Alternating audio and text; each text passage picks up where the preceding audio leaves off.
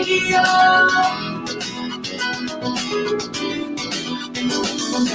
V81 Radio.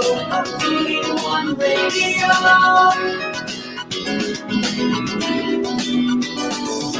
V81 Radio. V81 Radio.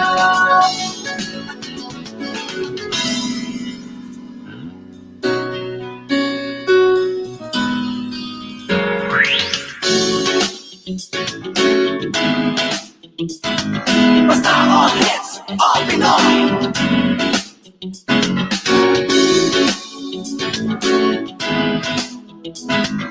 Kahit nasaan ka man, ito'y mapapakinggan. V81 Radio, V81 Radio.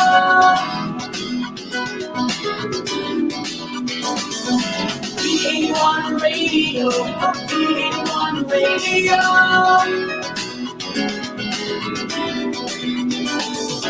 V81 Radio, V81 Radio.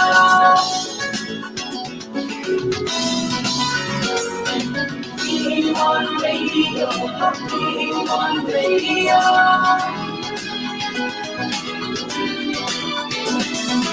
V81 Radio, V81 Radio.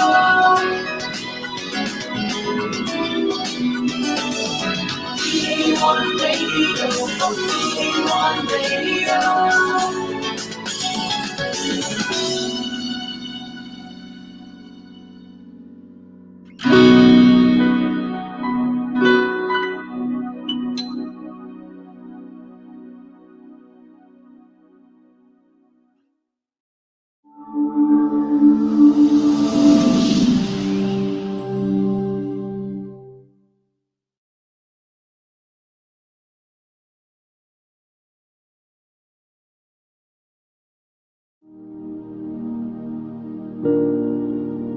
O Diyos aming Ama, ang lahat ng nilalang ay marapat na sumamba sa iyo. Higit sa iyong mga biyaya, sinasamba ka namin dahil ikaw ay ikaw. Lumalapit kami sa iyo, dakilang tagapaglikha, nagsusumamo at humihingi ng kapatawaran. Kami ay nagkulang at nagkasala. Patawarin mo kami sa katigasan ng aming mga puso. Turuan mo kami at dalhin sa inyong kalooban. Tingnan mo kami ng may awa at kahabagan. Hilumin mo po ang aming bayan, ang aming mga mahal sa buhay, kaibigan, kapitbahay, karatig bayan, ganun din ang aming mga kaaway sa pandemyang kinahaharap namin sa COVID-19. Isama niyo na rin ang mga may sakit sa iba't ibang karamdaman. Panginoon, balutin mo kami ng inyong kaluwalhatian. Itago mo kami sa lilim ng inyong mga pakpak laban sa anumang kapahamakan o wala sa oras na kamatayan. Kristo, ang tinapay ng buhay, alalahanin niyo po ang mga namumuno sa aming bansa, ang mga ilaw at haligi ng bawat tahanan, at mga kawani na nagtatanggol sa aming seguridad at mga frontliners. Batid mo, Panginoon, ang mga dinaraanan at bawat ganap sa aming buhay. Espiritong Banal, aming tanggulan at gabay, imulat ang aming mga mata at ipakita si Jesus ang Panginoon at tagapagligtas, ang nag-iisang katotohanan at tanging daan tungo sa Ama. Wala nang iba. Purihin ka, O aming Diyos. Ang presensya mo ay tunay na biyaya ng aming buhay. Ito ang aming samot panalangin sa pangalan ni Jesus, Kordero ng Diyos na nag-aalis ng kasalanan ng mundo. Amen.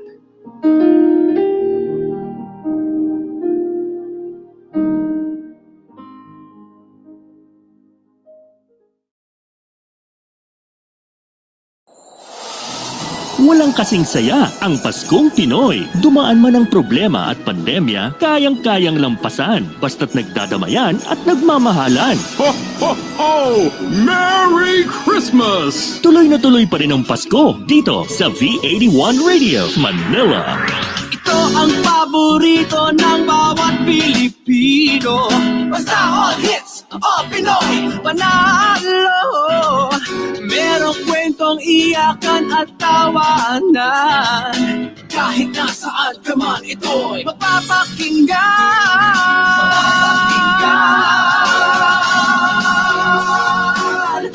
Oh, oh, oh. 381 Radio, 381 Radio. Ito ang radio mo, ito ang radio ko. 381 Radio, 381 Radio. Dahil mahal namin kayo. 381 Radio, 381 Radio. Para sa inyo ito, V81 Radio.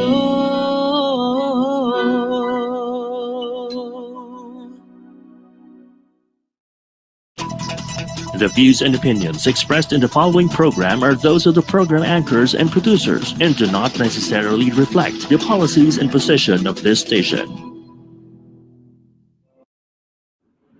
Buckle up and get ready, set, and go. Join Sports Girl anchor Nicole Ganglani as she dives deep into the lives of athletes, fitness personalities, and enthusiasts from the sports industry. Broadcasting live from V81 Radio South Manila. This is Sportswatch, only here on V81 Radio South Manila.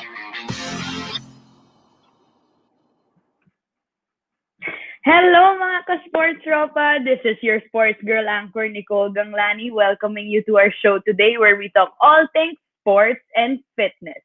Buckle up, get ready, set, and go! We're here to put the spotlight on different athletes to hopefully inspire you to be better, not just today, but every day. So our guest today is one of the greatest college athletes of all time. His story is different, something you've never heard before. This table tennis superstar impressively won 5 championships and MVPs in 5 years. It all started because of one dream. Let's all welcome Ryan Jacolo. Hi, Nicole, Hi, Ryan. and all the viewers. Welcome to the Hi. show. Hello, Always good morning. glad to have you. How are you? Good morning. Always glad to have you. Did you come from training? I love the well, jersey. Actually, I'm wearing my last jersey when I was in college. So, yeah. That's the Juvenile, championship yeah. jersey. For our audience will know more later. But can you show your championship jersey? Yes, Before- this is my championship jersey. Yes, this is my that's the championship jersey. picture. Yes. Nice. Great. So before we get into championships, I want to ask you muna to start off the show. Can you talk to us how you dreamed about playing table tennis? Like why was your sport table tennis? How did you find that liking for the sport? Well, actually, ano siya eh, it doesn't start from the dream eh. It's more like an accident. When my father is playing table tennis, here in our neighborhood, I was accidentally, I was looking for him actually at the street. So I saw him playing at the streets, and that's the time that I tried to play. Of course, my father don't want me to send me home alone. So he allowed me to go there, and he teach me how to play. Actually, he just let me play the table tennis, and I love it myself. So, yes. Yeah. What neighborhood, Ryan? Here What in neighborhood? Quezon City. Quezon City. Yes, So yes. how old were you then where your dad like showed you the ropes to table tennis? What was 2005? I'm not really sure. 2005 2005. 2020. That No, 2003, something like that. 2003, 2000. Oh, 2003. So it's okay. been a So while. you were Yes. like you were a young kid then, Yes, right? yes. Yeah. So what was it about table tennis that made you say, oh wow, ang saya nito, parang gusto ko to laruin na. Like, what was it about the sport? Was it the competitive side of things right away? Well, of course, syempre, mga bata tayo. So, if we are engaged on something na we are kind of fascinated, of course, Mm. yung fascination ko is towards table tennis eh. Yung iba is basketball, yung iba Yeah, yeah. is other sports at the street. So, just so happened na I was introduced in table tennis and I was fascinated by it. So, dun ko ginugol yung time ko. So, Mm. yun yung reason why table tennis. So, when you were young pa lang, did you join camps na? Or parang sa college mo lang siya pinursue? When I started playing table tennis, it's only me and my dad up Yeah. until I graduated from elementary. Talagang siya lang yung nagtuturo sa akin.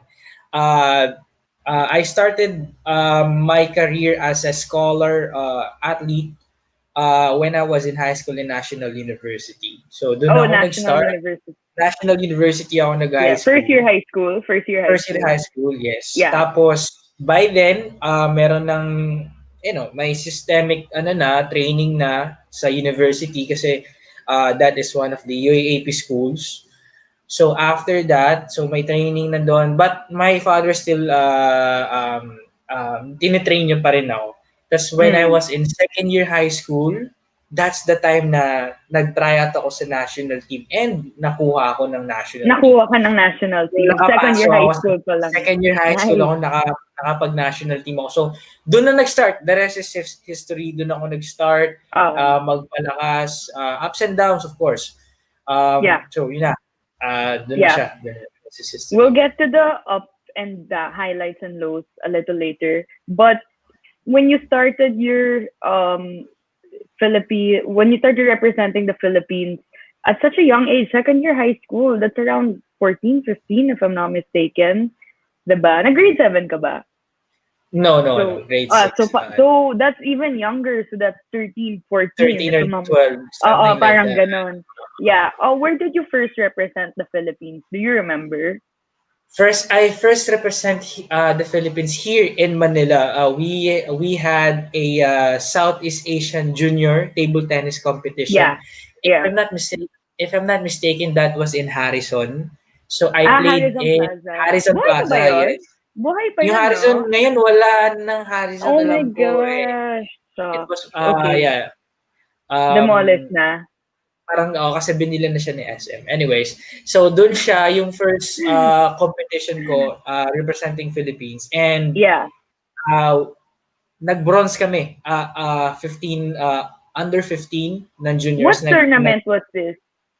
That is Southeast Asian Table Tennis Junior. SEA Games. Hindi siya SEA Games, parang Southeast Asian tournament. Okay. So, nag-bronze ako sa 15 under junior sa team event. So, yun yung una ko. What countries did you face? Singapore, Malaysia, and nakalimutan ko isa eh. Basta yung Malaysia kalaban namin noon, battle for semifinals. So, tinalo namin sila, kaya kami naka-semifinals. Yes. So, as early as second year high school, did you get goosebumps or some sort of like you felt honored that you were representing the Philippines? Or was it more of like, oh, I'm just riding with the waves right now. I don't know what's going on. How was that like? Nung second year ako, sobrang hindi ko siya parang hindi ko siya kasi planned eh. I mean, parang sobrang late niya nagsisink in sa akin na wala, ginagawa ko lang part ko is to train hard. If may tournament, I'll go there. If no, training ako kasi my mindset that time was I'm doing this for the scholarship. I'm doing this to finish my schooling. Yes. My so high that was school, your priority. college. That is my main goal talaga. Talagang yung dad ko is sinet niya yung mindset na yun, even though I'm playing for the country, even though I'm earning couple of money using table tennis, yun talaga yung goal namin. Sabi niya, Eto siya, yung iba bonus yan, pero ito yung goal natin. Pero Yeah. never siyang nag-miss ng support sa mga tournaments ko. Lagi siya nandun. Siya yung nag-finance, siya yung cheerleader ko. So, pero yun, ano siya talaga, late siya nagsisink in sa akin. Late na siya naging parang career ko talaga as a person nung Yes. medyo after school na or Yes. medyo late na yes. Yes. So sa NU, how did they scout you and give you the scholarship? Like parang I wouldn't say how they found you, but more of like how did they discover you? Parang wala pang social media doon. So how did you put your name out there na, oh, you're Ryan and you're an aspiring table tennis player? At least at that time, how did you guys meet up and all that? If you are familiar with Tournament of DepEd, like palarong pambansa, Yeah, yeah. yes, meron siyang mga ladder kasi siya. That is a ladder tournament starting from unit meet, parang yung mga schools within the city like division meet, tapos may NCR meet. So Yeah. whole NCR na, tapos saka yung meron na siyang palarong pambansa or regional. Ayan Yeah. siya. Doon ako nag-start talaga. Doon ako nag-start. Pero hindi naman ako nag-start nung una kong sali ko doon. Talo ko sa sa Oo. pinakababa. Tapos yun lang, sumali lang ako na sumali hanggang nung nakapagpalarong pambansa ako, kinuha nila ako. So of course that is the start of the opportunity na Yeah. yung libreng aral ito na. So parang Yeah. na rin, kumbaga hard work paid off na rin Yeah. sila mommy and daddy for that one. So yeah, Yeah. that's what happened. So, doon ka talaga hinanap ng NU sa paralong pambansa. Pambansa. More like kasi nag-i-scout sila doon. Maraming school na nagsa-scout doon actually. Okay, okay. Hindi lang Yes. NU, madami talagang school. Yung mga UAAP school na may high school, Yeah. NCAA high school, nandun Yeah. lahat sila. It's just that talagang yung NU that time is talagang convincing yung nila, yung offer nila sa akin nung high school ako. So, doon ko piniling mag-aral.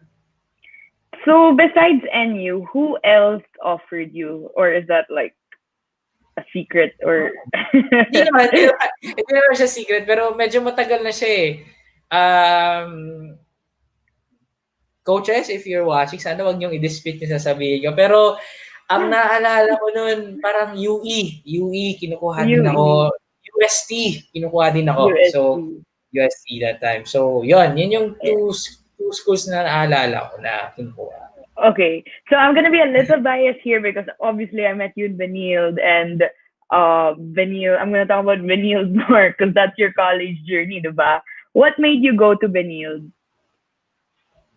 Like, what made you decide to take your talents to Benilde and play and suit up for the green and white there? Well, medyo nakakatawa yung story dyan eh. So, before I enter CSB actually, kumbaga, naka-lock deal na ako sa De La Salle University, so sa main. Oh, okay. Sa De La Salle Yeah. Campus. Kasi my coach in the national team, Coach Lauro Crisostomo, he is our head coach in the national team. Mm-hmm. Okay. So, nung time na nire-recruit niya ako, galing ako NU, so UAAP to UAAP,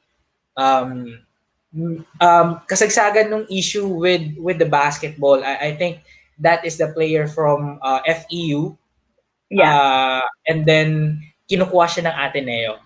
So, yung time na yun is parang naglabas ng ruling ang UAAP. If you are a high school from UAAP and you're going to a UAAP you have college, to sit. you have to you Okay. have to render 2 years residency. 2 years? Alam ko 1 years. year lang, diba? 2 years? 2 years. Ang usapan nun, if I'm not mistaken, if you got released by your school, you can play immediately. If not, you have to render 1 year. In my case, that time, they made it 2 years.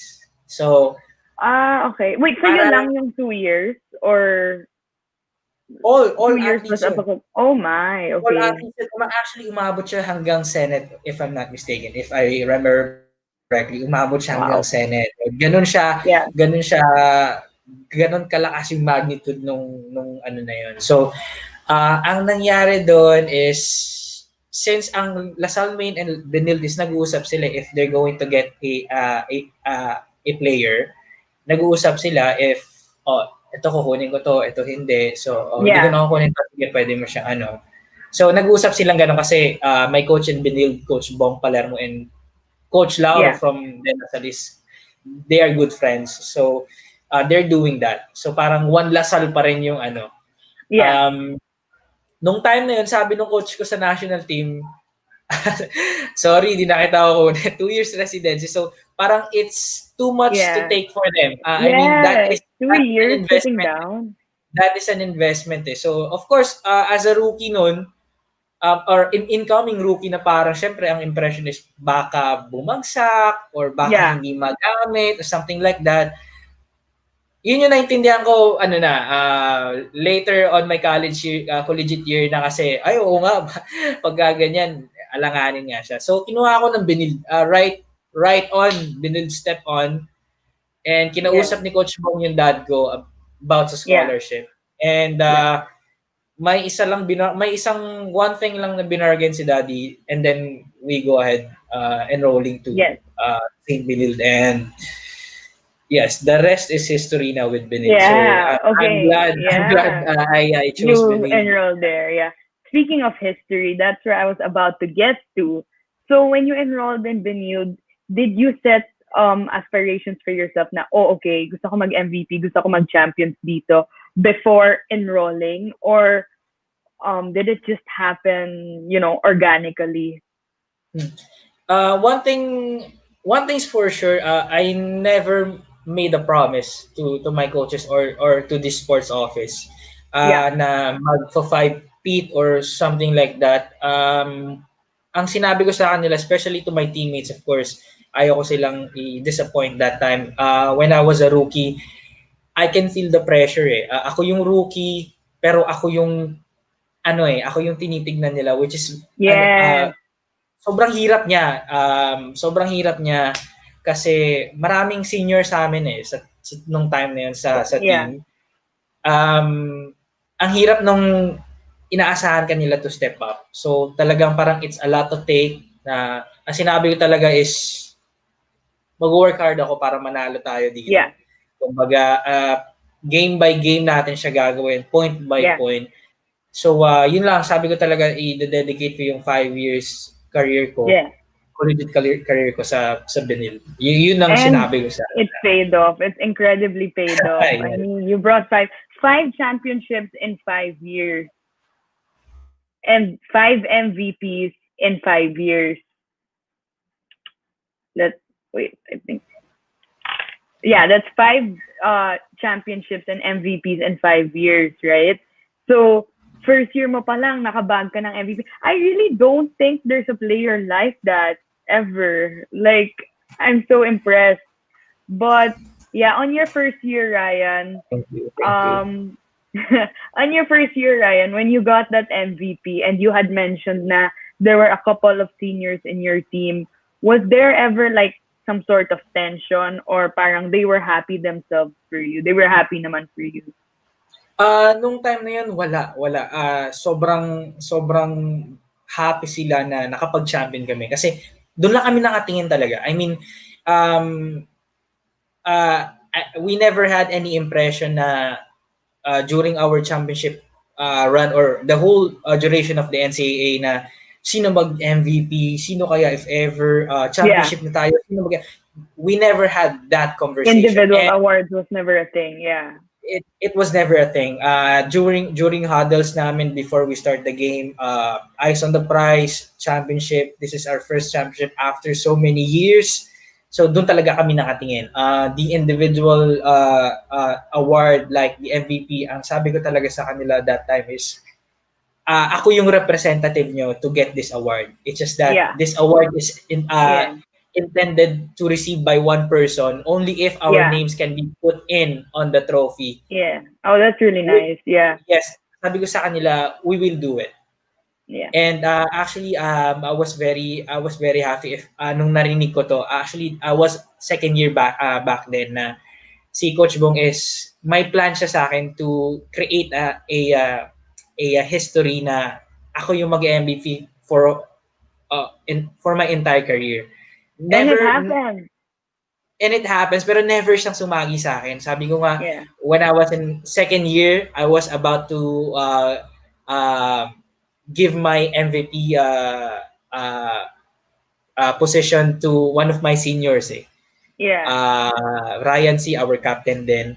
Gusto ko Yeah. siya yung mag-MVP nung time na yon. Pero parang yung kasi sa stats sila tumitingin, yung number of games, yung Yeah, ratio. for sure. Yeah. Yes. I never had the chance. Not to brag, but yun talaga yung ano ko. Yeah. Alam nila yan. Sila magpapanood yan. Sinabi ko sa kanila yan. So, ayun siya. Never siya naging discussion with the team. Yes. Yes. So you mentioned kanina na your coach. Sorry, what's the name of your coach? Just to give him a shout out. Yes, Bong Palermo.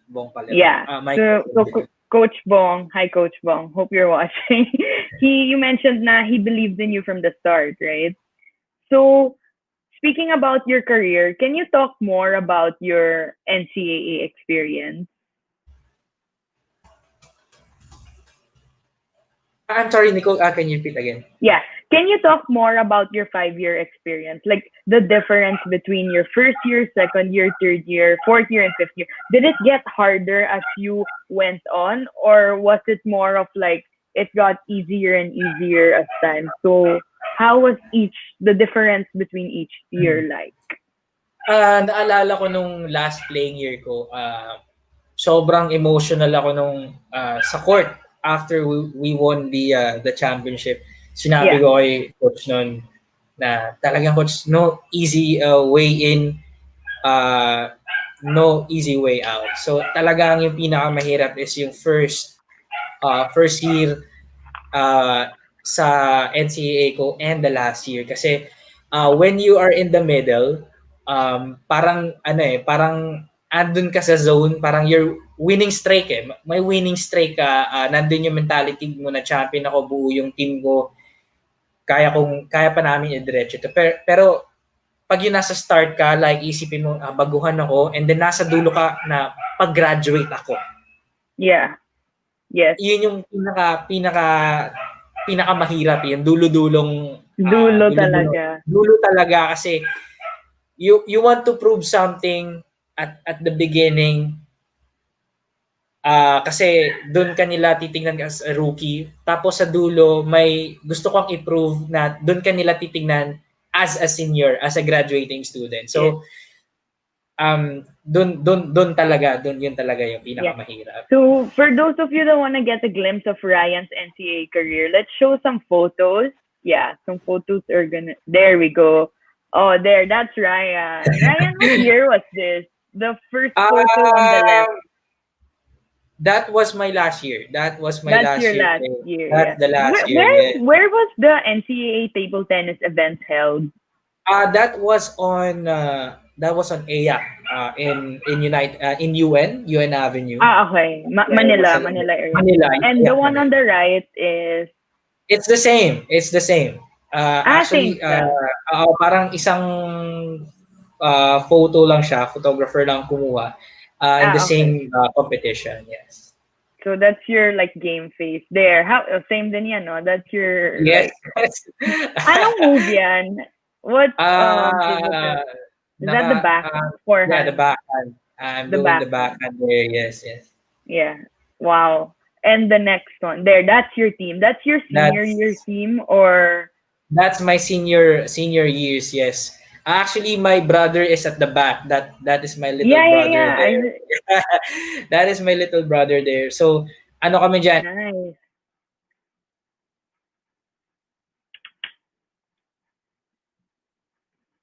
Nice. Senior din siya. Yes. Does he? What's his year now? I met him na, diba? I remember meeting him. What's he? Anong year na siya?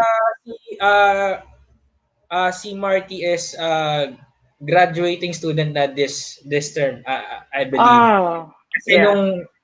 nung time na pumasok siya sa amin, he's a transferee from another De La Salle school. Cavite, Lasal Dasma siya. That's my, yeah, Lumipat yeah, dito, he rendered 1 year residency and then he played. yeah, And then, yeah. yes. I think he's Okay. graduating. You think? Graduating na siya. Okay. You talked about your 5-year NCAA journey kanina, and you had mentioned that it got harder as the year progressed. How about throughout your impressive college career naman? What would you say are the highlights, and what would you say are your lowest points? Let's start muna with the lowest points. Were there injuries na you suffered, or? Yun, actually, isa yun talaga sa mga, what do you call this? Fears or, struggles of an athlete. Hindi lang siya sa table tennis, alam niyo naman siya for the whole sport. Especially na dito sa Pilipinas is if you have an injury, hindi ka basta-basta pwedeng mag-opt out na, sorry, out ako for the whole season. Hindi eh. Yeah. Hindi ganun yung sistema dito unlike in a different sport or different sport or different other countries na pwede siyang ganun. Sa table tennis, hindi siya talaga hindi siya ginagawa, hindi pa siya nangyari or hindi siya pwedeng gawin eh. Kasi very very limited yung player. So I have to go through the injury. So while training, talagang sobrang sakit ng injury ko that time. Marami. I had injury on my lower back, shoulder. Yeah. And What year was this, Ryan? Hindi ko na matrace eh. Nung may injury ako nung first year, meron akong injury sa groin ko, meron akong injury sa groin. For second year, meron din sa knees ko naman. Third year ako sa back. Oh no, parang every year. Every year meron talagang injury kasi as the training is being intensified, talagang ma-overwork yung katawan mo, especially if you're doing trainings every day. Yeah. And very minimal yung rest kasi nag-aaral ka and nagte-training ka at the same time. So yung katawan mo is hard to recover. And thankful ako dahil yung mga PTs namin, especially Ate Milet, that time when I was in first, yung nag-alaga sa akin during my injury days in CSB. Siya talaga yung bumomba. And of course, other PTs as well, nandiyan sila to guide us. Yun yung pinakamahirap. Frustrating kasi siya dealing talaga. with injuries. Yeah. Sa college talaga, everyday yung training nyo? Nung college kasi ako, if off-season or coming into the season, like months prior, 3 months or 5 to 3 months, nagte-training ako sa national team. Doon ako nag-google kasi. So sabay. Nasa national team muna ako. If malapit na yung tournament, malapit na yung NCAA, like a month, doon ako nagte-training sa school. Nagte-training na din ako sa school thrice a week. Kasi doon ako nagme-maintain ng skill ko sa national team talaga eh. If I'm going to train in Benil, I'm there to help them out. Of course, to spar them, to teach them couple of reminders, tournaments. Yun siya. Pero nung last season ko, mas nag-training ako sa Benil kasi gusto kong makita nila na gusto kong kunin natin to, kaya natin to. Yeah. Let's do this together. So I trained in school for 2 months.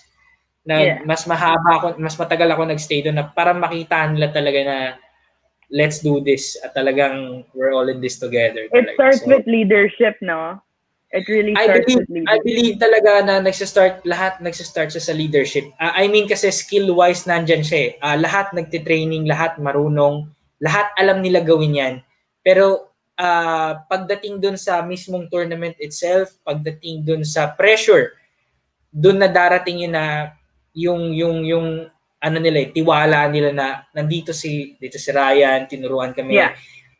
Hindi siya sumusuko, yung attitude niya sa game nandyan. Yes, Doon ako yes. naniniwala talaga. It starts with the leadership talaga. Hindi siya dahil sa skill ko eh. Sa Yeah. leadership siya ng coaches, seniors. That time, kami yun ni Joshua Padilla nung time na yun. So, Yeah. yes. How about highlights naman, Ryan? Besides, of course, your 5 MVPs and the championship, what made you happy na you were like playing the sport during your collegiate years?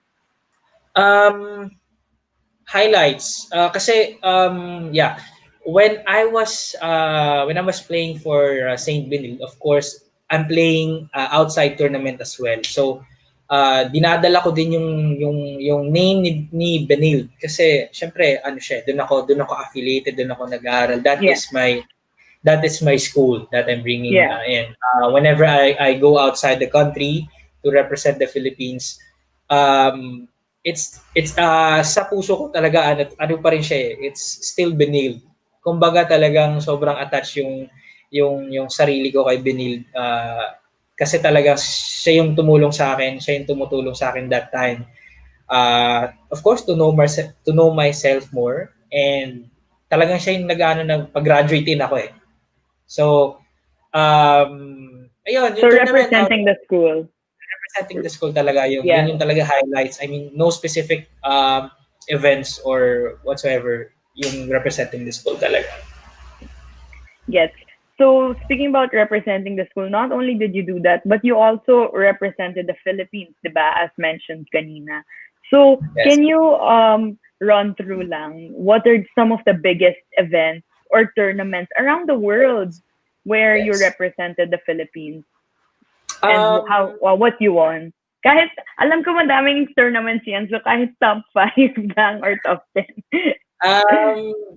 marami na rin akong mga tournaments sa sinalian such as SEA Games, Asian Games, and World Championships, of course. Nung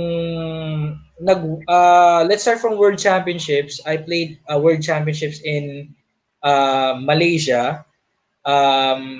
By division kasi siya eh. So yung Philippines, yung Division 1 is nandun talaga yung mga powerhouse, which is China, Japan.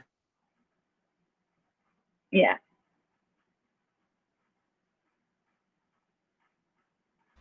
Division 3. Yeah. Nasa Division 3 kami noon. So, napataas namin yung hindi kami nakapag-get ng medal kasi hindi kami doon sa Division 1. So, napataas namin yung rankings ng Philippines noon from 78, if I'm not mistaken, we went up to 63 world. Yes, World nice. ranking ng Philippines. So, Where's our yun ranking now? wala akong update. Wala akong Okay. update sa rankings Yeah. ng Philippines. But Yeah. yung time ko nung nasa national team, yes, yun yung one of our accomplishments. And I played also for Junior Olympic qualifying Yeah. and Asian Youth Games. Asian Youth Games in China. So, yun yung mga various competition na sinalihan. What did you win in those games? Were you close to representing the Philippines sa Olympics? Nag-SEA Games ka din, no? Nag-SEA Games ako twice, pero Yeah. never had a chance to get a Okay. medal, unfortunately. Sa mga world, almost sayang.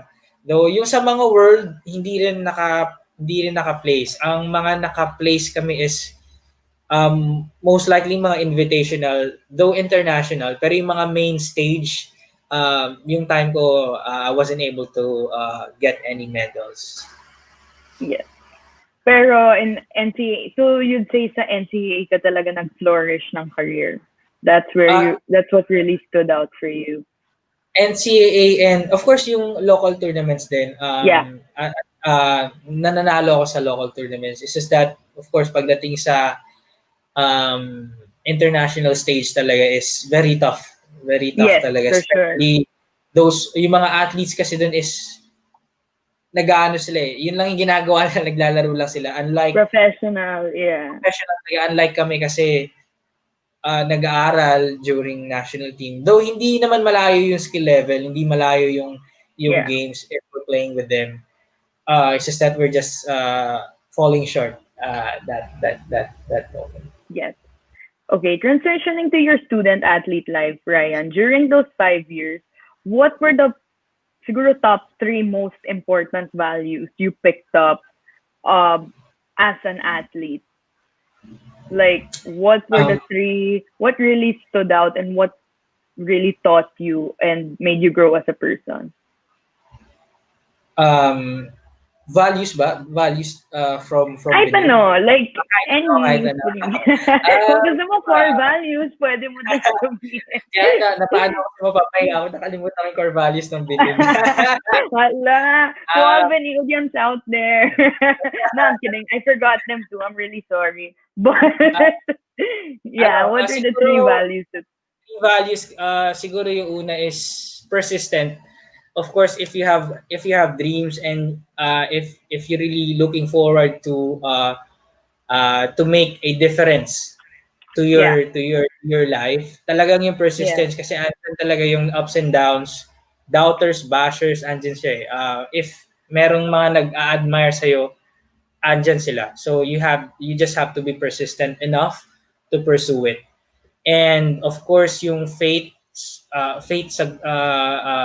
to God, of course, yun yung pinaka-importante. Actually, yun yung pinaka-importante kasi yun yung magbo-boost sa lahat eh. I mean, if everything is falling apart, doon ka talaga kakapit. And of course, yung um, leadership, leadership is important kasi yun nga, yung skill kasi natuturo, yung knowledge natuturo, pero yung pagiging leader or setting an example to others, yun talaga yung something na it takes time and talagang yeah, yun yung tinatrabaho talaga ng mahabang panahon. yes.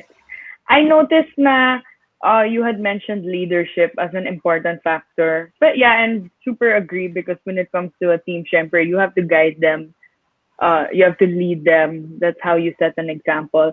How did you grow into a leader throughout those 5 years in Benilde? How did from a young rookie to becoming, to your awards and achievements, how was growing into a leader something that was hard for you or it just came organically? Ano siya, start siya talaga pag to be a good follower kasi of course if you're going to into a organization and you are a newbie, so you have to learn the culture, you have to fit in first, and then you have to understand why they're doing that there, why they're asking you to do this, to do that. Once you understand those things, that's the time that you could be a good leader kasi you'll have the knowledge na kung bakit siya ganun, and you can you can improve or you can put in your input dun sa sistema. So it really starts from being a good follower to your, and respect, number one thing, respect to your seniors and your coaches as well in any Yeah. organization naman. Yes. So how did you grow to that leadership role? You really exemplified respect and was it something that was difficult for you at the start? Um, Not really, hindi siya naging mahirap sa akin kasi um, yun talaga yung unang tinuro sa amin dito sa bahay is to, regardless of the situation, whether you're right or wrong, you have to respect kung sino yung nasa authority. You might have a point, you might have a correct answer to it, but never forget to respect kung ano man yung Yes. gusto mong sabihin or ano yung gusto mong mangyari dun sa bagay na yun. So, Okay. medyo ano naman siya, medyo hindi ako nahirapan. Though may syempre along the way may curved lines, may curved edges dun sa along the path. Pero um, most likely talagang naging smooth naman yung understanding ko Yes. dun. Okay, so besides skills, what really helped Ryan flourish in his NCAA career was the values of leadership, faith, and persistence and setting an example. Those were the four traits that really helped Ryan achieve or become one of the greatest, if not the greatest NCAA athlete of all time. Okay, we'll hear more from Ryan, but let's first take a break. We'll be back shortly. This is Sportswatch, only here on V81 Radio, South Manila. Connected ka na ba para laging updated sa mga bagong shows, promos, trending news, viral videos, events, o patok na OPM hits? Just follow us on Facebook at V81 Radio South Manila. Simple lang, itype lang ang letter V81 Radio South Manila. O, di ba madali lang? Kaya i-like at i-follow na. Are you ready to explore a new kind of music? Yung bang kakaiba na hindi mo pa napapakinggan? Mga bagong artist. Nagugulat sa inyo sa kanilang awit at tugtugan.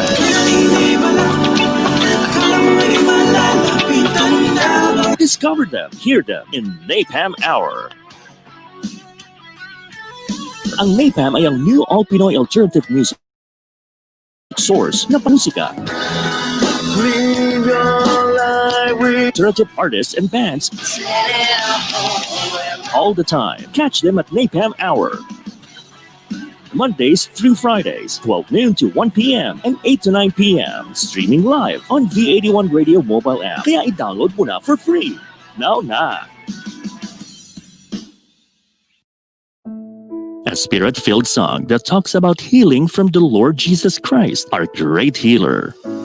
Nasasaktan, kumikirot ang aking puso. Hilumin mo, awit ng kagalingan at pagsamba by Felsen. Hilumin mo ang sukat ng aking puso. Digitally available everywhere and here on V81 Radio. Ikot pagturo ko dahil lang ngayon at ang bukas.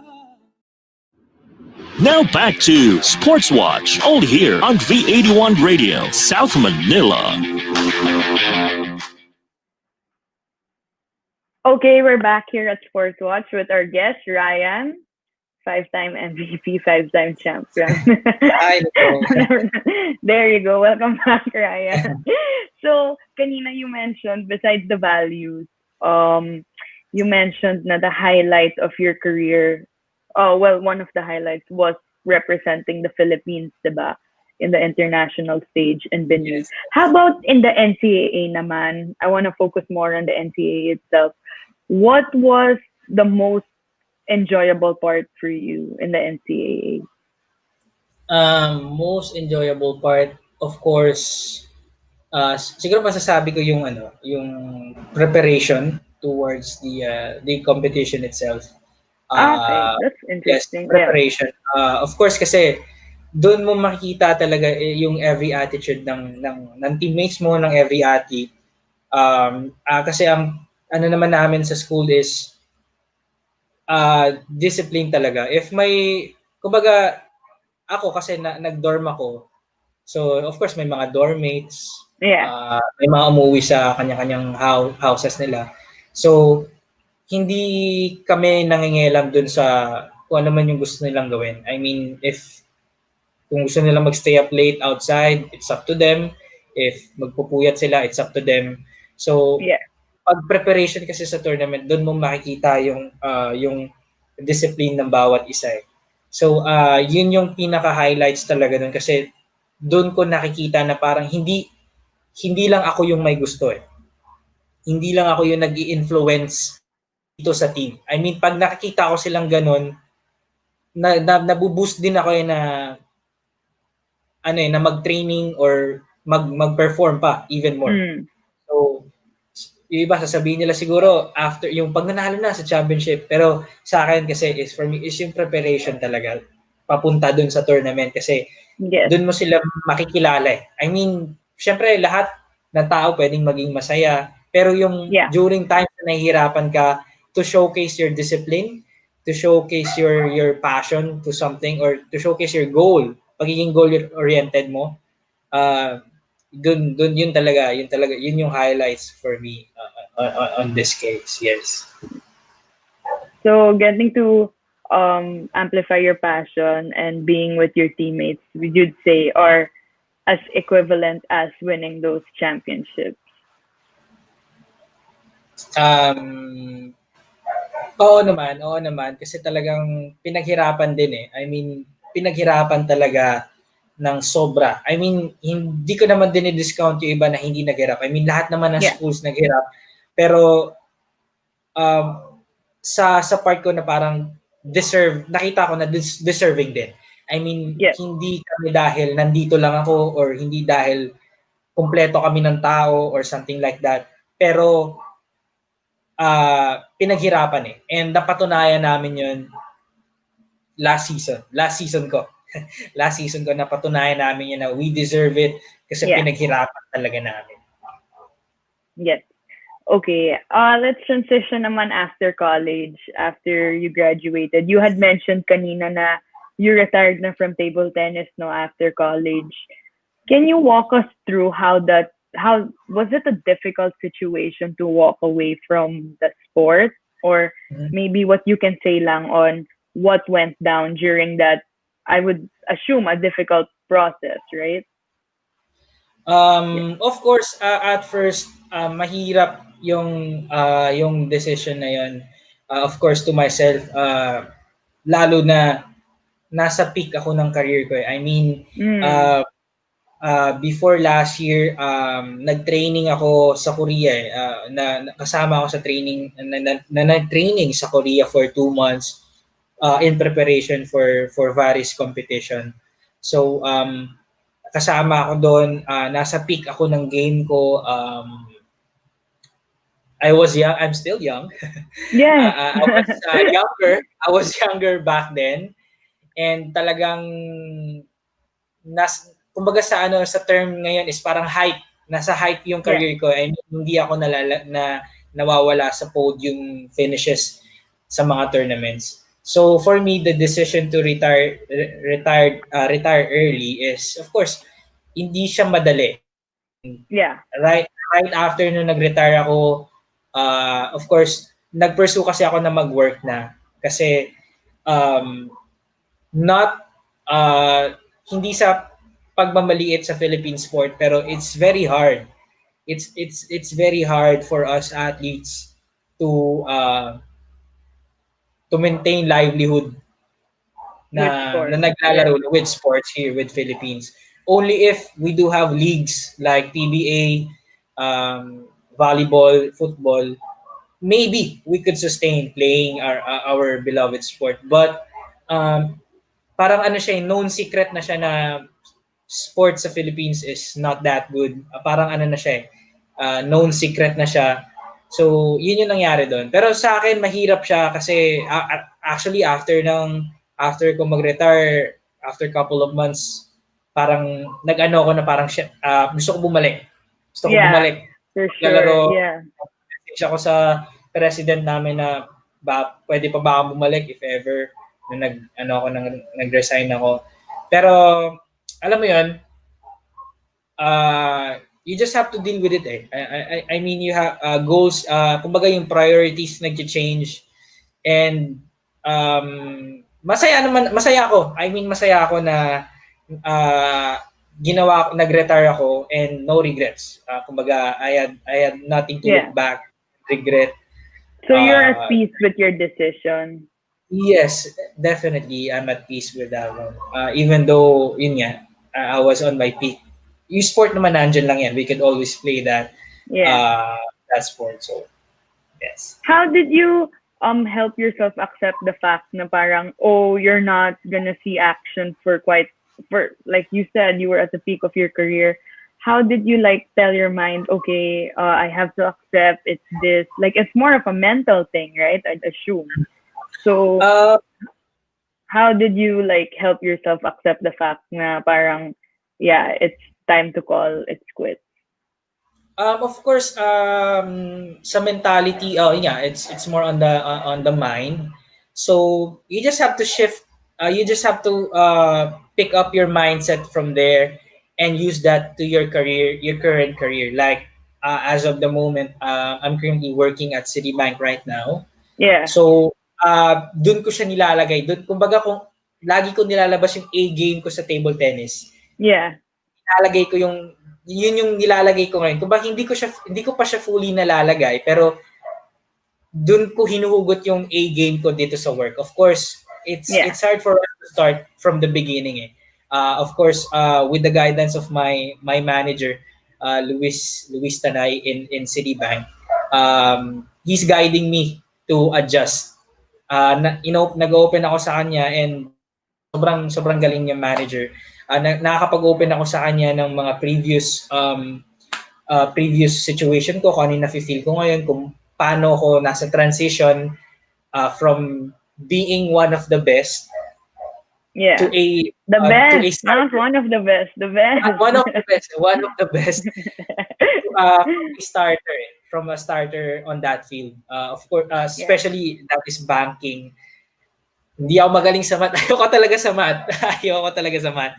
Ayoko ng accounting, hirap ako dyan. Hirap ako sa kung ano man yung May madaming sa accounting sa Benil, ha? Grabe. Tatlong accounting. accounting. Madami. Lahat ng mahirap na subject nasa binil na. So, yung transition ko, na-share ko sa kanya. And he's guiding me towards the transition. And yun, ganun ko siya inisip, is talagang kung ano yung mindset ko dito, lalagay ko siya dito.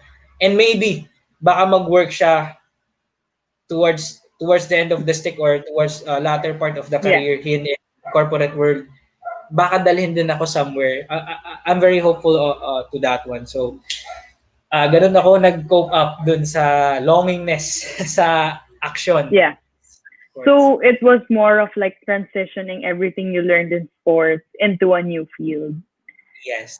Yeah. Speaking of your new field, if we may know, what are you doing now at Citibank? What's your position and title? Di ba night shift ka?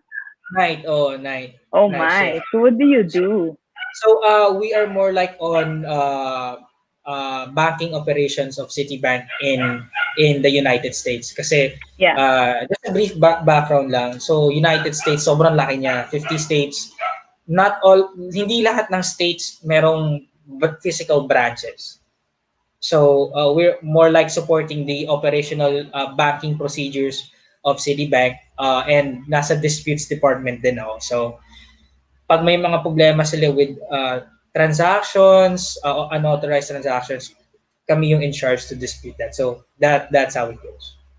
Okay, for everyone watching right now, and many more. For people watching right now who have issues with Citibank or transactions, you know who to call. Wow. Joke lang.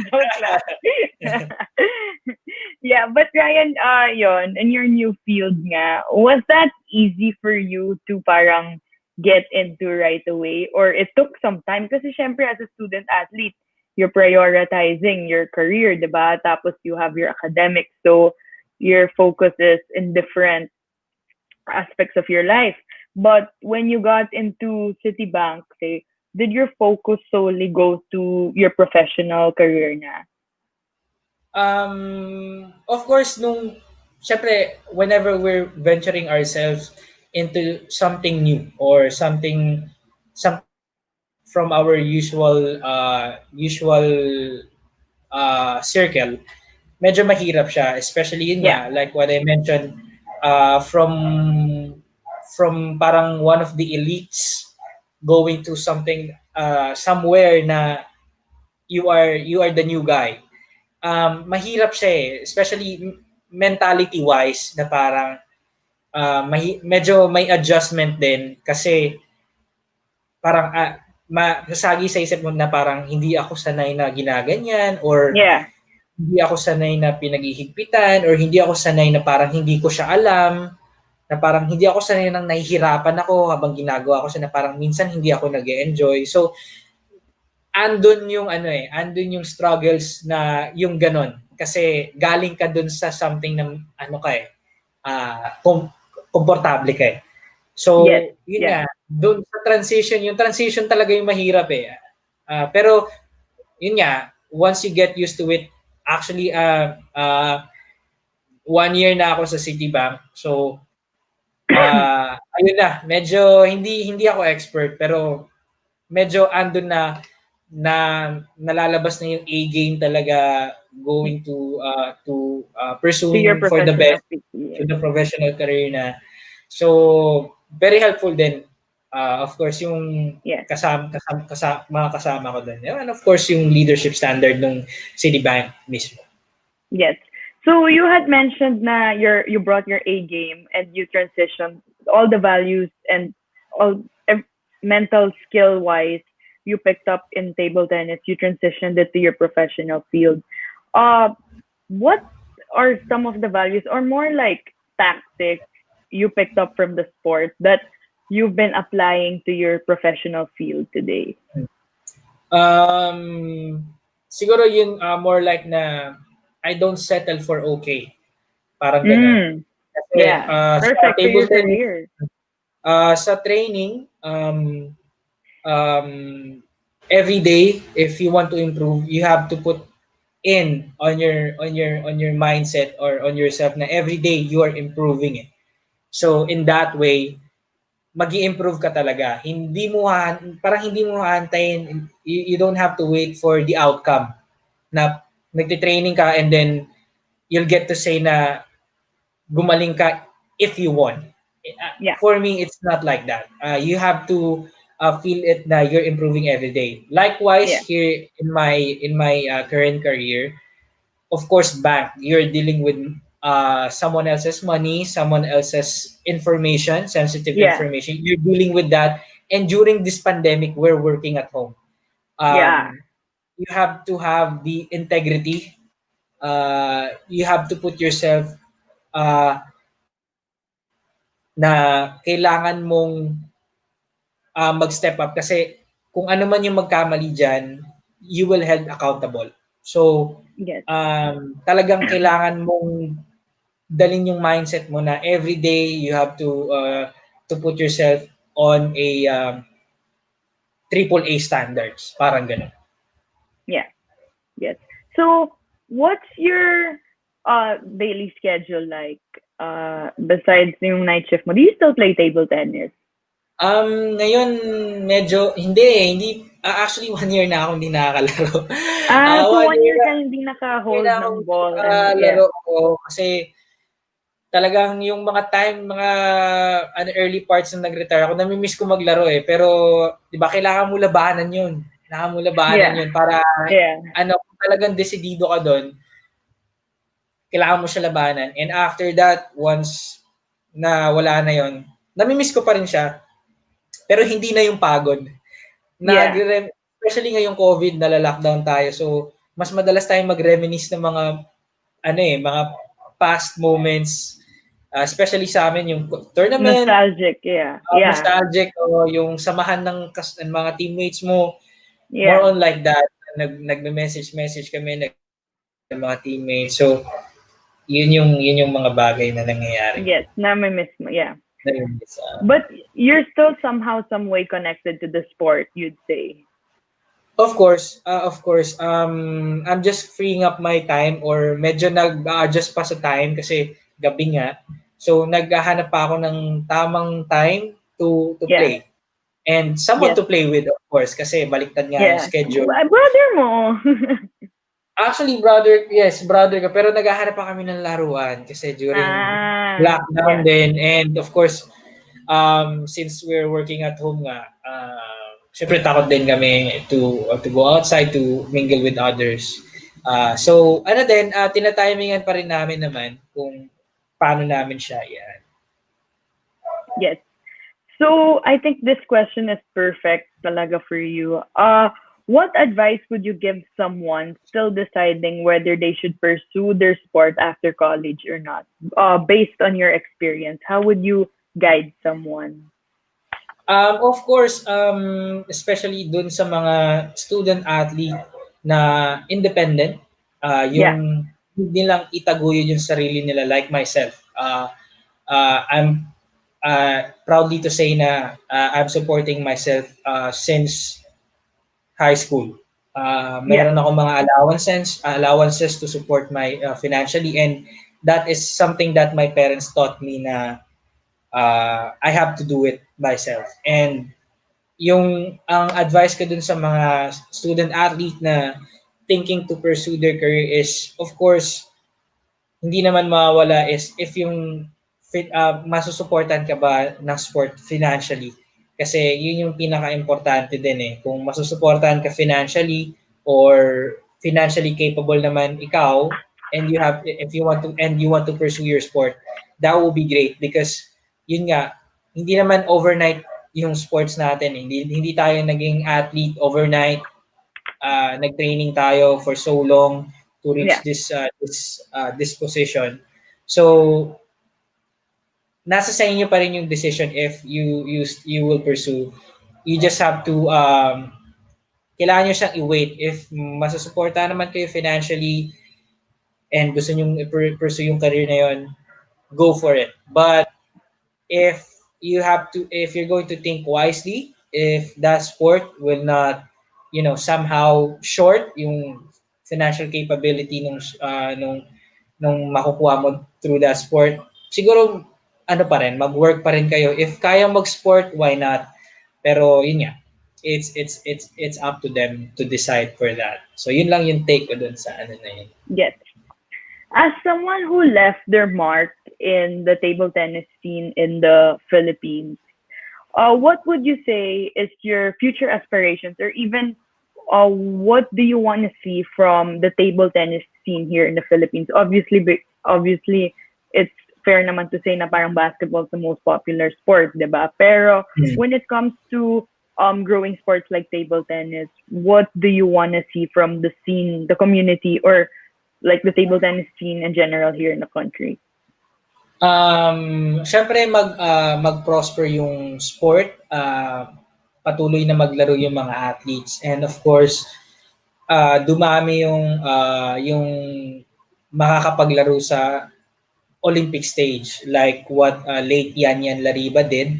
Yeah. Talagang dinala niya yung table tennis doon sa Olympic stage. And of course my former teammate Jan Marie, he is the first junior Olympian of the Philippines, with the support of Sir Ting Ledesma, our president, PTTF president. Talagang yun yung dream ko para sa table tennis in the Philippines. And of course, yung mga student athlete sa colleges and university, continue studying. Yun yung two dreams ko for the sport. Continue studying the sport, basically. Yeah. So how about for table tennis athletes or enthusiasts? What do you suggest they do to bring more awareness for the sport? Like for the viewers na lang per se. What can they do to be more aware about the sport? Are there specific tournaments, or based from your experience, where did you learn more about the sport, and how can table tennis enthusiasts / athletes do the same then? Like what do they have to do to grow from it? Sa sport kasi namin, as what you mentioned before, hindi naman ganun kalaki yung table tennis. Actually, medyo maliit lang yung community namin sa Philippines. So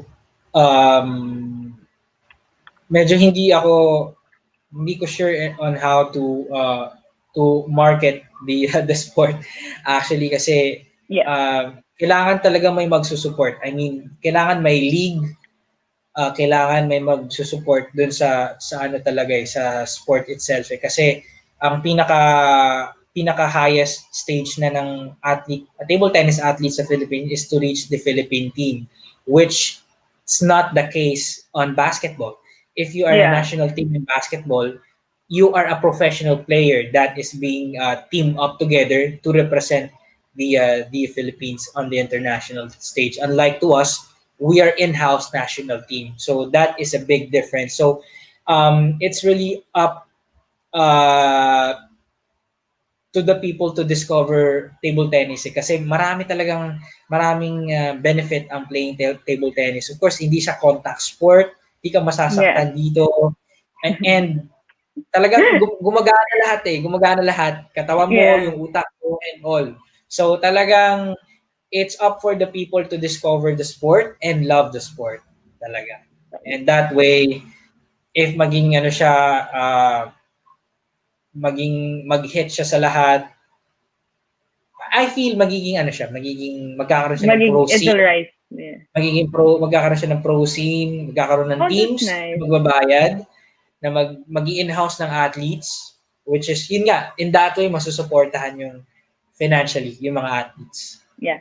So, if ever magkakaroon ng pro tournament or pro scene, are you willing to join again and relive your career? That is something that to think about, of course. When it comes, yeah. When it comes to that, kasi syempre, you have to dedicate your life again practicing. So that is 3 times a day. Oh, So that wow. is morning, afternoon, evening, you have to train. So, and it depends on, at least yun yung experience ko sa Korea kasi we trained with the professional team in Korea. So Yeah. that's how it goes. So you have to dedicate your life, you have to dedicate yourself for the contract that is being held up Yeah. to you.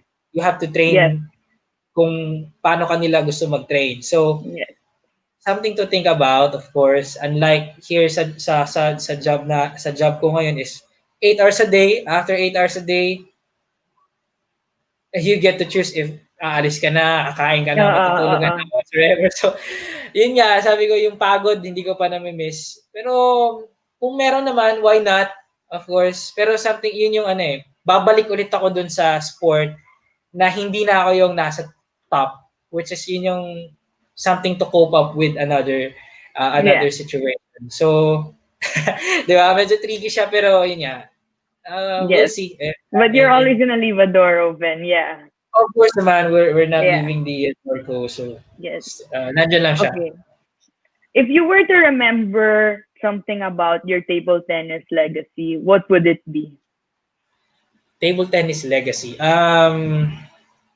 NCAA. NCAA. NCAA talaga. NCAA talaga kasi hindi ko naman hinahawakan yung dahil ako lang, well, according to Sir Dax, to our sports office, parang ako lang yung nakapag-held up ng 5 championships and 5 MVPs in the whole NCAA. I don't have enough data to qualify that, but for me, it's a lifetime achievement kasi for me. Starting your NCAA journey and ending up with yun nga sabi lang, with a bang. So ayun talaga, Yeah. most memorable experience ko during collegiate and table tennis career. Yes. Yun talaga. Yeah.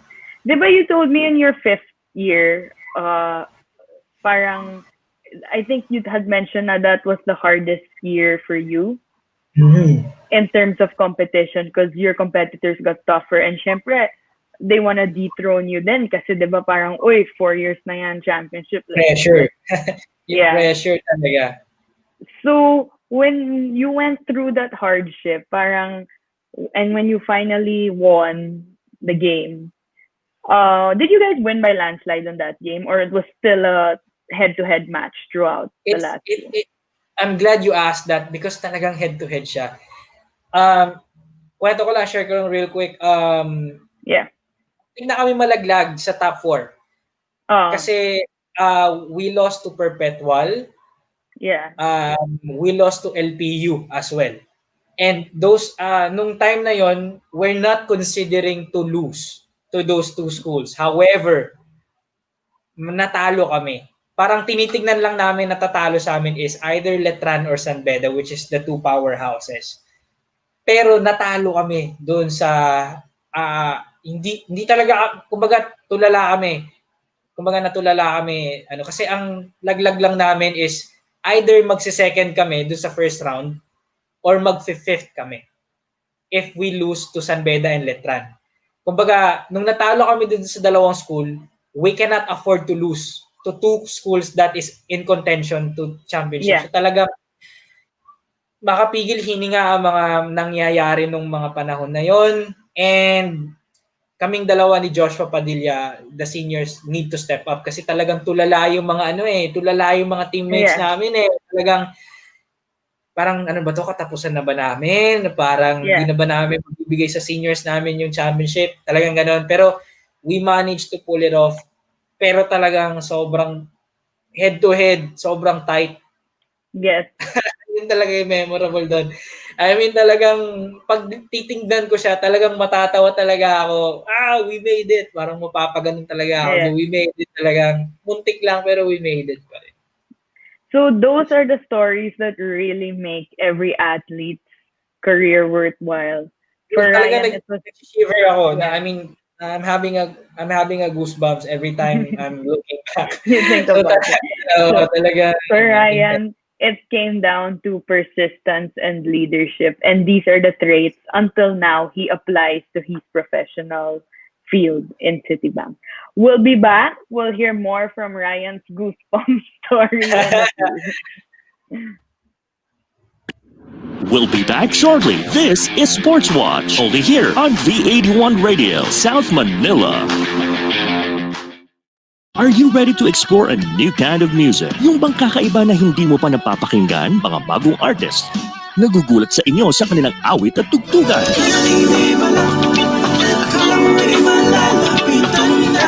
Discover them, hear them in Napalm Hour. Ang Napalm ay ang new all-Pinoy alternative music source na para sa kakaibang musika. Alternative artists and bands all the time. Catch them at Napalm Hour. Mondays through Fridays, 12 noon to 1 p.m. and 8 to 9 p.m. Streaming live on V81 Radio mobile app. Kaya i-download mo na for free. Now na! Now back to Sportswatch, only here on V81 Radio, South Manila. Okay, we're back here at Sportswatch. Welcoming back our guest, Ryan Jacolo. Yes, I'm here. You're back. So, speaking of goosebumps and going head to head, we're about to play the toughest tournament ever. Are you ready? Sure. Ready ka na? The joke lang, it's just rapid fire. So, rules of the game is parang I'll come out with different questions, true or false, or any Q&A. Tapos just tell me the first thing that comes to your mind. Ready? Nakabahan ako bigla. Oo, kakabahan ka talaga. It's a hard game. I'm kidding. But okay. Game. True or false, ha? Okay. Sige. Did you ever cheat on an exam in college? Yes. Yes. Shout out to your professor. Sorry. Subject? Mga professor ko, sorry. But yes. What subject was that? Hindi ko na maalala eh. Kasi pag sinabi ko yung subject, baka makita nila. Sorry, pero Okay. yes. Okay. Yes. Let's leave it as it is, but yes. Did you ever have an opponent in the NCAA? True or false friend to Did you ever have an opponent in the NCAA na gusto mo talaga talunin kasi sobrang yabang nila? Yes. Yes. Yes. Are you Yes. allowed to say who? No, I'd rather not. Let's leave it as it is. Pero yes. Yes. Okay. True or false? Do you regret saying goodbye to table tennis? No. No. False. False. Sorry. False. Okay. True or false? Table tennis should be appreciated more in the Philippines. True. True. Yes. Okay. True or false? Did you ever cut class because of table tennis? During college or During college. During college. Wow, what is the word? False. False. Never. Never ako nag-cut class for table tennis. No. High school. How about sa college? How about a non-table tennis reason? Yes. True. Kasi, ano naman yan, open secret din yan. I mean, yeah, it's normal. Open secret din yan. So, Buslo ba yan? hindi naman. Pero, may time kasi na every time na magka-cut class ako, like, shinere, no? Huwag niyo gagawin to, kids, mga kids na nasa college. Huwag niyo to gagawin pag bumalik na sa school. May times kasi madalas pag nagka-cut class ako, free cut din eh. I mean, so parang yung pag di ko pagsipot sa school, sa class, wala ding prof, free cut din. So, ewan ko kung coincidence, pero yan, sinuswerte naman. Pero yes, I did. I did cut class. It's okay. Everyone probably does it. Okay, rapid fire. The first word or name, the first thing that comes to your mind. Okay, ready? Nakabahan ka ba? Nakabahan ako, nervous ako. Parang, ang hirap, Parang parang, table tennis game. parang feel ko, parang may, kailangan akong mabanggit na pangalan. Okay. Favorite teammate ever? Favorite teammate ever. Uh-oh. Hirap. Lahat sila favorite ko eh. I mean, Okay, that's a good leader. may mga favorite ko sila lahat. Pero personally, disclosure no? Kasi ang kabash ko talaga si Joshua Padilla. I think you know him. Joshua Padilla. Kasi siya yung kabash ko. This So, was on your first year, diba? Oh, first year to last year ko siya kasama ko eh. So siya talaga yung kabatch ko. So in terms of yung talagang kasama ko, I should say siya, kung titira ulit ako sa dorm, siya yung una kong kukunin na kasama ko. The rest yung next mga teammates ko ulit. So lahat sila favorite ko. Yeah. Wow. Except Joshua Padilla. I'm kidding. Except Joshua. Okay. This one's a little hard. Favorite school to beat? Like, yung sinacircle mo talaga sa calendar, sinasabi mo, I have to beat them during NCAA. Man, boy. Sabihin mo na. Friends ko, just to mention, friends ko sila lahat. Walang beef, walang personal thing. Yeah. Pero lagi kong minamarkahan sa calendar ko lagi, every year. San Beda? San Beda and Letran. Talagang I sila knew yung it, yeah. San Beda and Letran. Talaga sabi ko, ayun talaga. Kasi sila, every time na maglalaro kami is parang road to championship na kagad yun eh. Parang yun na yung nag-championship na kami even the first round. So, yun, Letran and San Beda. Talagang di ko kayo papanalunin sa akin. Okay, what's the first word that comes to your mind when you think about your legacy? First word? Yeah. First word. I'm not thinking about kasi na may legacy ako eh. In depth. hindi ko talaga inaano na nakagawa ako ng legacy. It's more like I made an achievement for the school and for myself. So, yes. For so the what's legacy, the first word that comes to your mind when you think about your achievement? Team. Oh wow, that's such a nice thing to say. Yeah. Team, talaga. Kasi yun doon nag-start eh. I mean, hindi ko ma-reach yun kung ako lang. So, it's the team. Yeah. This one, I think I know the answer. Hardest subject in college? Dami.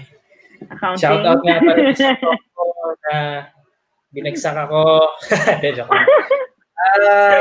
Laglagan mo na. Ay, hirap ng mga last questions. Medyo controversial. No, okay. The subject na challenging na lang. Challenging. Law class and algebra. Hindi talaga ako maano sa math. Yeah. Hindi ko alam, hindi ako ano sa math, pero nasa career ako na ang daming math.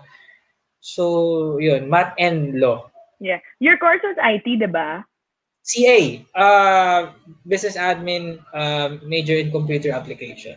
Yes. Okay, last question. Fill in the blanks. Ryan Jacolo is... Shucks. Lagi ako nagpo-post sa mga last question mo.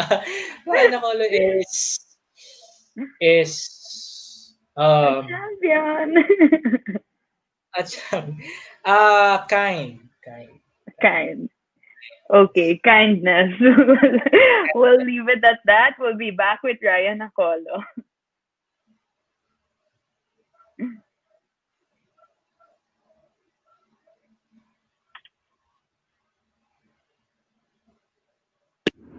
We'll be back shortly. This is Sportswatch, only here on V81 Radio, South Manila.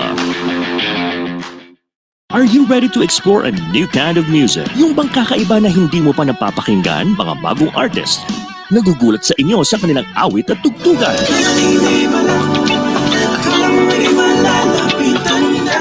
Discover them, hear them in Napalm Hour. Ang Napalm ay ang new all-Pinoy alternative music source na para sa kakaibang musika. Alternative artists and bands all the time. Catch them at Napalm Hour. Mondays through Fridays, 12 noon to 1 p.m. and 8 to 9 p.m. Streaming live on V81 Radio mobile app. Kaya i-download mo na for free. Now na!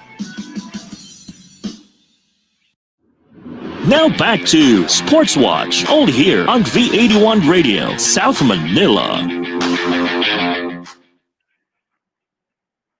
Okay, we're back from our very tough game.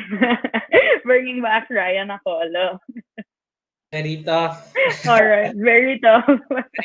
Very tough. Yeah, Ryan, before we went to break kanina, you had mentioned na the hardest, or at least one of the hardest experience you faced was your last year in the NCAA, diba? Mhm. So, can you walk us through lang, like, when the final buzzer, diba? When the final buzzer sounded on that last match that gave you guys the championship, what was the feeling like? Because that was the moment where you realized, oh, I'm a 5-time champion and I'm a 5-time MVP. So that's one hell of achievement no one has done. So when that moment happened, how was that like for you? What was the feeling like? Well, that is a beautiful question, no? Kasi actually, I was the last player to play for the team for the Yeah. win. Yeah. The team is leading 2-1. We're up 2-1 on the team, and ako yung last player na maglalaro to clinch the final win for the team to achieve the 5-peat champion. So nung mga previous just to share lang real quick, yung mga previous championships, hindi ako masyadong naging emotional. I mean, Yeah. I celebrated, pero hindi ako ganun naging ka-emotional towards it. Parang, kasi first year, we've won. Parang excitement, adrenaline. Second year, third year, and fourth year, more like, we are in this game. We got this. I mean, championship still on. Pero nung fifth Yeah. year, nung nanalo ko, I just went down. I held the ground and I was crying. I mean, parang Wow. yung mga previous years ng NCAA ko, nag-sink in na lang siya bigla lahat towards that very moment. I mean, di talaga ako makapaniwala. Naiwan ko yung camera ko recording for how many minutes dun sa table. Yung racket ko, naiwan ko na doon. Hindi ko na siya naalala. I mean, talagang sobrang talaga ako, sobrang shock ako sa mga nangyari. So, yun yung na-feel ko. Sobrang surreal Yeah. talaga. So, speaking from experience and all the achievements you achieved, the emotional roller coaster, the training, representing the Philippines, with all those achievements in mind, what advice would you share to young kids like you, like you one day, like one time, who want to hopefully achieve what you achieved like achieve their dream one time? What advice would you share? Of course, most importantly, never parang never forgot to finish your studies. Yeah. Most important thing kasi it's not only your achievement, it's your parents' achievement as well. I mean, talagang kaya kanila tinuruan to play table tennis para to be good, and of course to finish college, especially my scholarship. So never skip schooling as much as possible and train hard. Naniniwala ako sa mga athletes here in the Philippines, especially in table tennis, na kaya natin. mag-contest sa all competitions outside the Philippines. Kaya natin. Nakita ko siya. It's just that we just need the right push, the right support, and who knows? Baka magkaroon tayo ng Olympic champion someday. Hopefully one day. Yeah. Yes. All right. Thank you so much again, Ryan, for coming in the show today. Thank you, I'm Nicole. really happy your audience got to learn more about you and your super impressive accomplishment. So thank you, Ryan. Thank you, Nicole, for inviting me and Sportswatch. Lahat ng nanonood sa Sportswatch. Thank you very much. Thank you so much. All right. Not all athletes have the opportunity to pursue sports when their time is up, like Ryan, when he ended his collegiate journey. Even generation talent like Ryan wasn't spared from this. But if there's one thing Ryan's story taught us, it's that sports has the power to turn one's dreams into reality, just like how Ryan was one day. He was a kid hoping to play table tennis, and he eventually achieved 5 MVPs and 5 championships and solidified his name as one of the greatest NCAA athletes of all time. That's what sports does best. It makes people do amazing things. So once again, this is your sports girl anchor, Nicole Ganglani. Thank you for joining me today. Catch me every Saturday from 11 to 12:30 for more sports action. The next shows coming for this whole weekend, stay tuned, is Beauty in the Box, Saturdays 1 to 2, hosted by Aliyah Ambre. Making a Difference, later 3 p.m. to 4:30, hosted by Erica. And New All Pinoy, this is for tomorrow, New All Pinoy Alternative Music, hosted by Charlie Diaz and Pards Moro. Let's Chat with Tita Gracie tomorrow, 6 p.m. to 7:30, hosted by Gracie Venezuela. And followed by Practical Magic, Sundays tomorrow 8 p.m. to 9:30, hosted by Rev Reg Tan. That will do it for today. Thank you for tuning in. Get your head in the game and join the tribe every Saturday as we hear the stories of athletes, fitness personalities, and enthusiasts from the sports world. Hosted by your resident sports girl anchor, Nicole Ganglani, bringing you sports action on Sportswatch every Saturday, 11 a.m. to 12:30 p.m. Philippine time. Until next time, only here on V81 Radio, South Manila.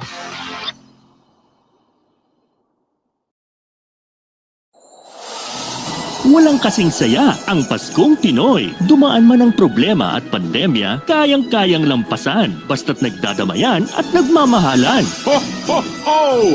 Merry Christmas! Tuloy na tuloy pa rin ang Pasko dito sa V81 Radio, Manila. Ito ang paborito ng bawat Pilipino. Basta all hits, all Pinoy, panalo. Merong kwentong iyakan at tawanan. Kahit nasaan ka man, ito'y mapapakinggan.